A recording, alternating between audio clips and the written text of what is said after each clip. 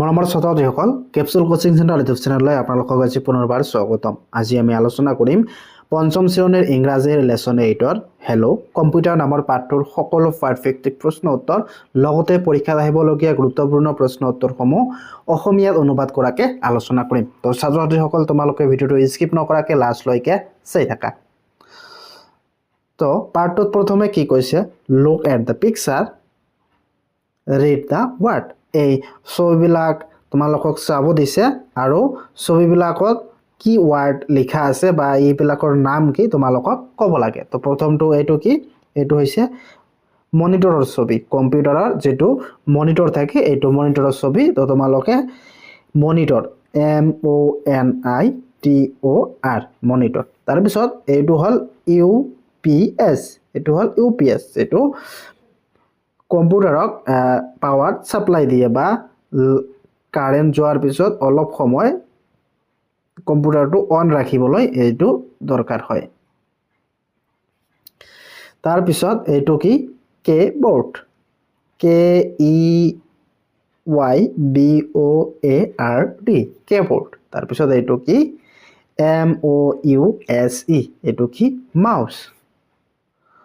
তাৰ পিছত এইটো কি এইটো হল প্ৰিন্টাৰ, জেৰক্স কৰা প্ৰিন্টাৰ PRINTER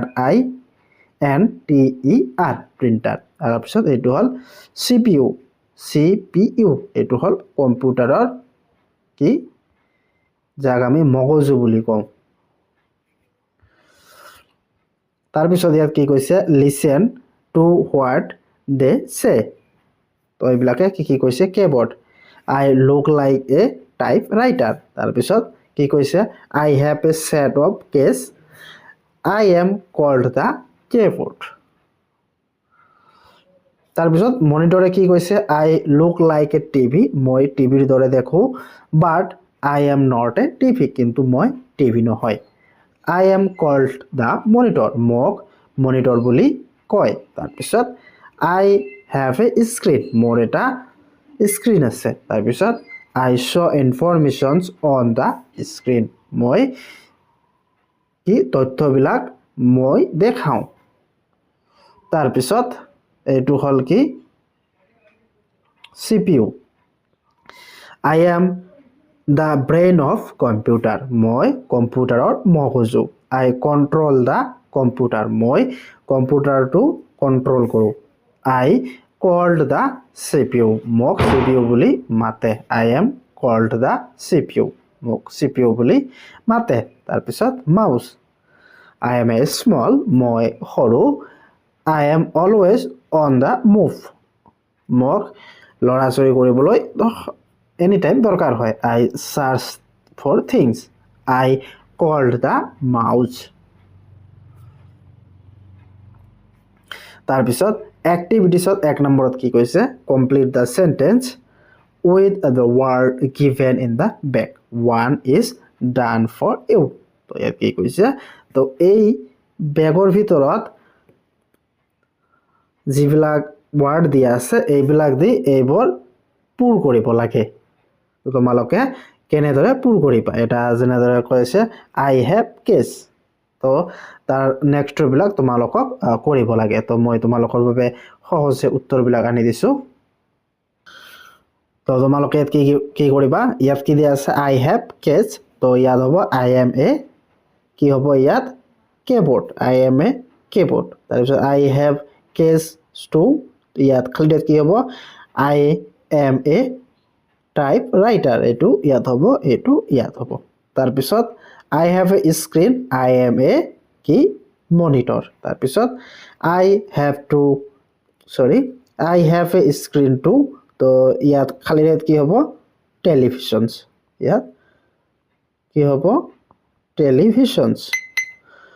তাৰ পিছত I have long tail. তো এইটো কি হ'ব mouse. I have a short tail. I am a mouse too. ইয়াত এইটো দিয়া আছে ইয়াত কি হ'ব mouse.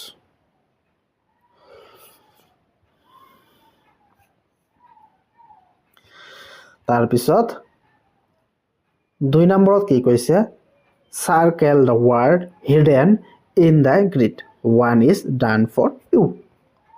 তো এটা তোমালোকৰ বাবে দিয়া আছে কি মনিটৰ আৰু বাকিবিলাক তোমালোকক এনেকৈ গৈ মিলাব লাগে তো ইয়াত এইটো এটা মই মিলাই আছো কম্পিউটাৰ এটা মিলাইছো তাৰ পিছত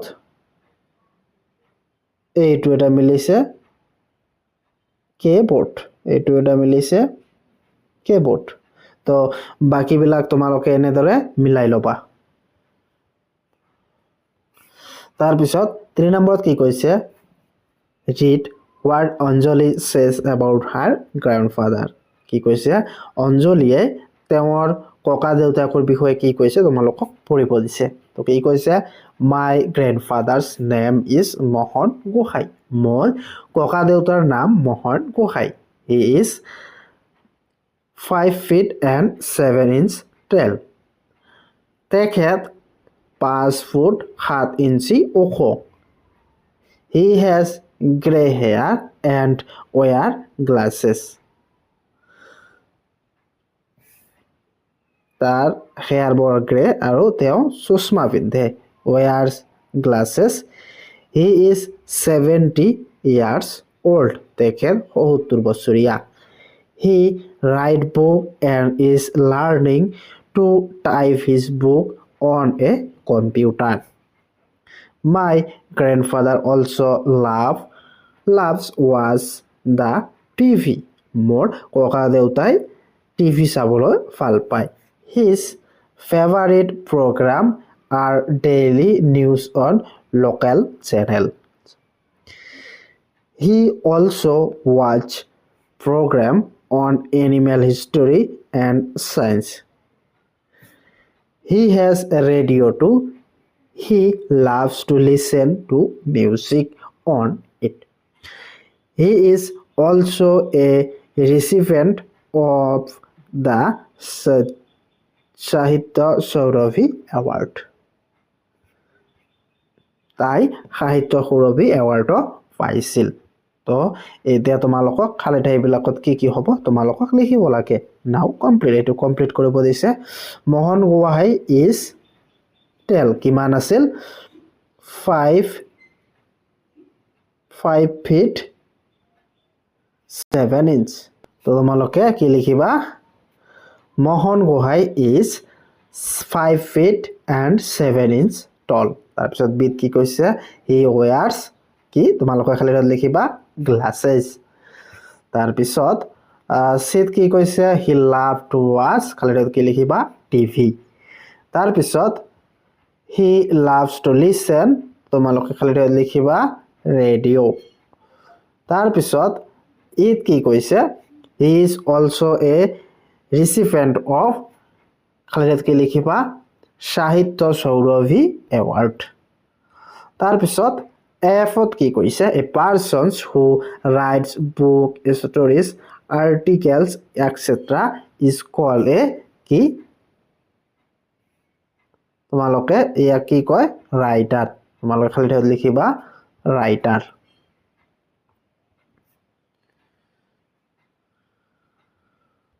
তো তোমালোকৰ তিনি শীত কি কৈছে complete the following pages by giving informations about yourself তোমালোকৰ বিষয়ে লিখিব লাগে ইয়াত তোমালোকে তো ইয়াত তোমালোকে নিজে নিজে লিখিবা তোমাৰ নাম তোমাৰ হাইট কিমান বা তোমাৰ উচ্চতা কিমান তুমি কি পঢ়ি ভাল পোৱা তুমি কি শুনি ভাল পোৱা এইবিলাক তোমালোকে ইয়াত লিখিবা বা তোমালোকে কি খেলি ভাল পোৱা এই সকলোবিলাক তোমালোকে ইয়াত লিখিবা যেনেদৰে ককা দেউতা লিখা আছে তো তোমালোকে ইয়াত তোমালোকৰ নিজৰখিনি তোমালোকে ইয়াত লিখিবা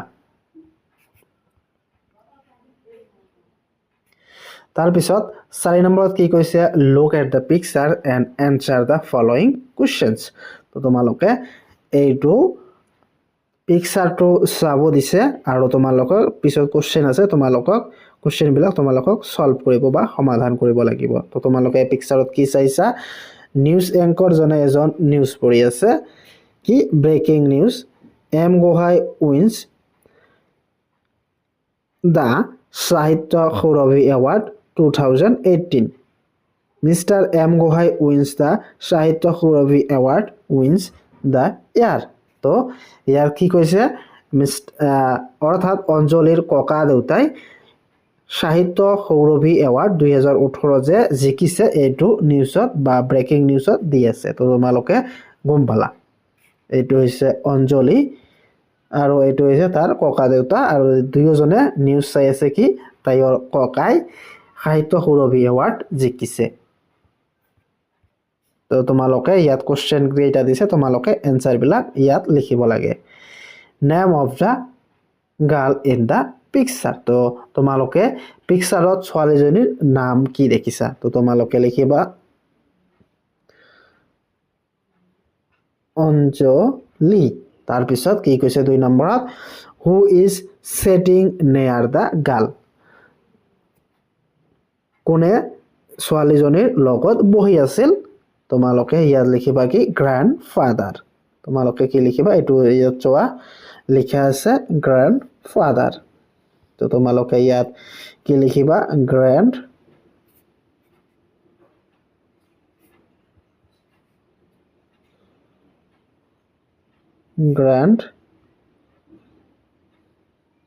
ফাদাৰ, এইটো হল গ্ৰ্যান্ড ফাদাৰ। তাৰপিছত 3 নম্বৰ কোশ্চেন কি কৈছে হোৱাট আৰ দে ডুইং। তেখেতে কি কৰি আছে? ৱাচিং টিভি। তো তোমালোকে লিখিবা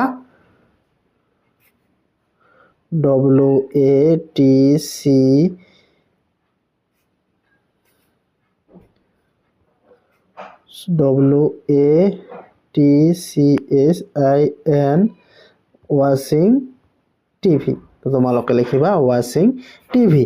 তাৰপিছত 5 নম্বৰত কি কৈছে what did the news reader the TV say. তো ইয়াত নিউজত কি কৈছে তো তোমালোকে লিখিবা লৈ আনিছো। তোমালোকে 1 নম্বৰ উত্তৰ লিখিবা the name of the girl in the picture is Anjali. তাৰপিছত 2 নম্বৰৰ উত্তৰটো কি grandfather is sitting near the girl. তাৰপিছত 3 নম্বৰটোত কি কৈছে হোৱাট আৰ দে ডুইং। তোমালোকে লিখিবা দে আৰ ৱাচিং টিভি। তাৰপিছত 4 নম্বৰত কি কৈছে হোৱাট আৰ দ্য ৱাচিং। তোমালোকে লিখিবা দে আৰ ৱাচিং দ্য নিউজ। তাৰপিছত 5 নম্বৰত কি কৈছে what did the news reader on the TV says. তোমালোকে লিখিবা mister Gohain wins the Sahitya Saurabhi award 2018।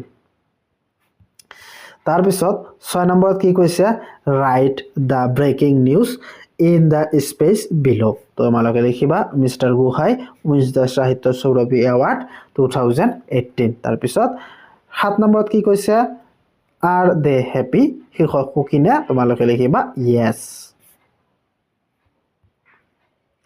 তাৰপিছত 8 নম্বৰত কি কৈছে হোৱাই আৰ দে হেপী। তেখেত কিয় সুখী? তো তোমালোকে লিখিবা because mister Gohain won the Sahitya Saurabhi award 2018। তাৰপিছত 6 নম্বৰত কি কৈছে choose and write the correct option. তো ইয়াত এত কি কৈছে mister M Gohain read the book. ইয়াত 4টা অপশ্যন আছে। 1 নম্বৰত কি কৈছে flying height, 2 flying high, 3 fly high আৰু 4 দ্য ফ্লাইং হাই। তো ইয়াৰ শুদ্ধ অপশ্যনটো হ'ব কোনটো অপশ্যন 2 ফ্লাইং হাই। তাৰপিছত কুৱেশ্যন বিত কি কৈছে for the program was Mohan Gohai invited. ইয়াত 4টা অপশ্যন আছে। তো ইয়াৰ ভিতৰত অপশ্যন 2টো শুদ্ধ হ'ব। তাৰপিছত চিট কি কৈছে name the award that Mohan Gohai won. তোমালোকে এই 4টাৰ ভিতৰত অপশ্যন 4 নম্বৰটো শুদ্ধ হ'ব সাহিত্য সৌৰভী এৱাৰ্ড। তাৰপিছত ডিত কি কৈছে how many book has doctor Gohain written. তো তোমালোকে লিখিবা 6। তাৰপিছত ইত কি কৈছে where do click to download an attachment. তো ইয়াৰ ভিতৰত কোনটো শুদ্ধ হ'ব অপশ্যন 3 অন ডাউনলোড। তাৰপিছত 7 নম্বৰত কি কৈছে ৰিড, এইটো পঢ়িব দিছে। Electronic mail is a process of sending and receiving text based message over the internet. In order to use your email you must have email address An email address is not similar to postal address. An email address does not contain name of the place or pin code is written one line on is not interesting. তাৰপিছত 8 নম্বৰত কি কৈছে rewrite the sentence by ৰিপ্লেস